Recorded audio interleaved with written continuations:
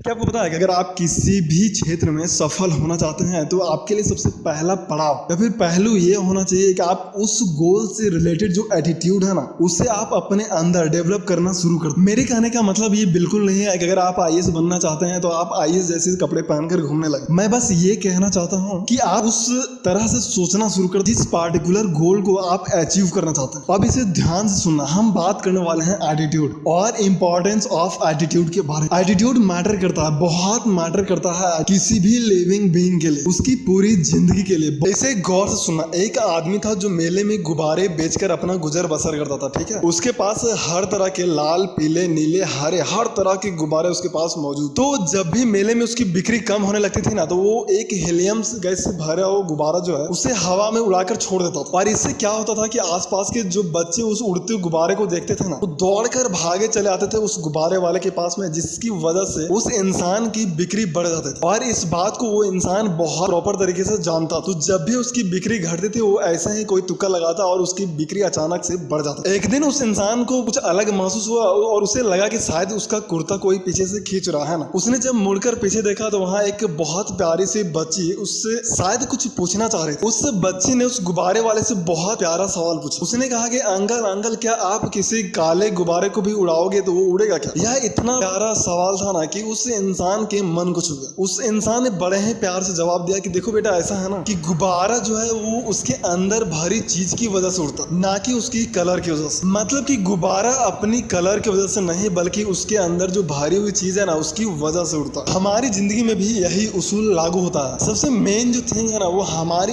अंदरूनी शख्सियत होती है।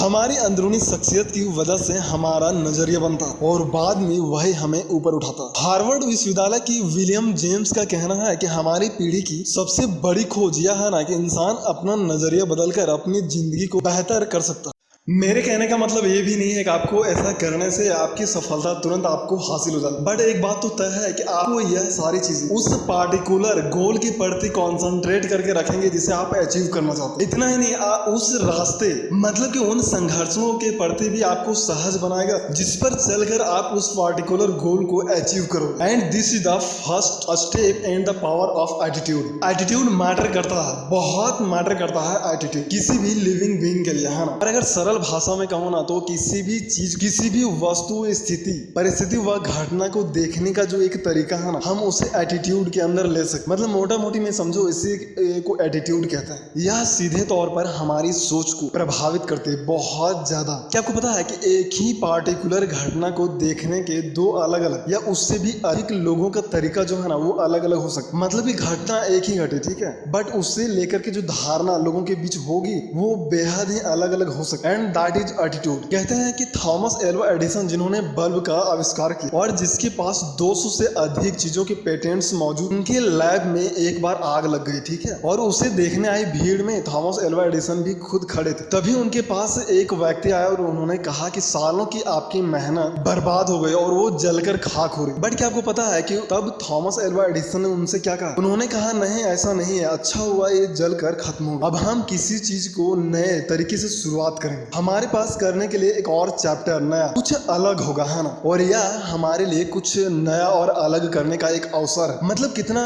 अजीब लगता है कि एक ही पार्टिकुलर घटना घटी और उसमें दो अलग अलग लोग दो अलग अलग चीजें देख पा रहे थे। पहले इंसान को उसमें तबाही दिख रही, तो थॉमस एल्वा एडिसन को उसमें अपॉर्चुनिटी, कुछ अलग और एक नया सवेरा दिख रहा है। And that is the attitude. और यह उन दो लोगों के लिए उनके एटीट्यूड जो उन्हें एक ही घटना को दो अलग अलग नजरिए से दिखा रहा है। And this is the power of attitude. एक बड़ी अजीब सी ना, मतलब एक बड़ी दिलचस्प सी रिसर्च शोध में ये पता चला जिसे हार्वर्ड विश्वविद्यालय द्वारा कराया गया था। 85% मौकों पर किसी इंसान को नौकरी या तरक्की उसके नजरिए की वजह से मिलते हैं, जबकि अक्लमंदी व खास तथ्यों और आंकड़ों की जानकारी की वजह से केवल 15% को ही ये सब हासिल होता है। मतलब कितनी अजीब बात है ना कि पूरी दुनिया इसी 15% को हासिल करने के लिए पूरी जिंदगी खपाती है। बट आपने कहीं सुना है कि एटीट्यूड और उससे जुड़ी जो स्टडी है उसे कराने के लिए कोई विश्वविद्यालय नहीं है, ऐसा नहीं है। मतलब किसी भी लिविंग बीइंग और ह्यूमंस के लिए एटीट्यूड बहुत मैटर करता है। अब तक आपको यह बात तो भली भांति पता चल गया है ना। आपको शेर के बारे में तो पता है ना, king of forest, he is the king of forest because of their attitude only. He is not the biggest, fastest और not strongest animal inside the forest, फिर भी वो जंगल का किंग है। And this is because of